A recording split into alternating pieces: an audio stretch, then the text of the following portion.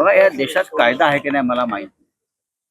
एकनाथ शिंदे चोरीचा माल घेऊन दिल्लीच्या रस्त्यावर फिरतात आणि कायदा त्यांना हटकत नाही, आणि गृहमंत्र्याकडे चोरीचा माल घेऊन जातात.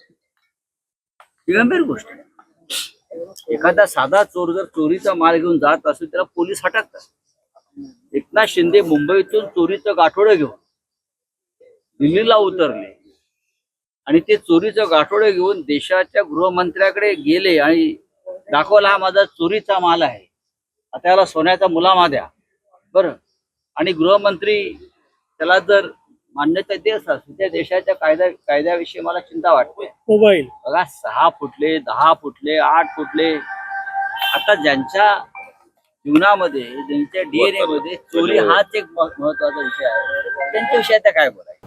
आता मी त्यांच्यावर काय बोलणार, कारण त्यांच्यावर आमचे प्रवक्ते बोलत असतात. ते कुणाची नोकरी करतात, कुणाची चाकरी करतात, कुणाकडून पगार घेतात, हे आता मला वाटतं मला बोलणं ते योग्य वाटत नाही. पण मी आपल्याला एवढंच सांगतो की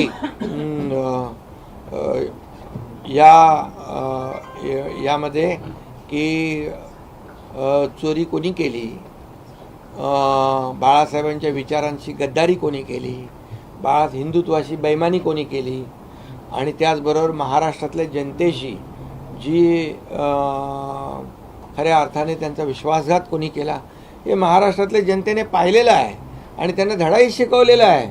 त्यांची जागा त्यांना दाखवलेली आहे.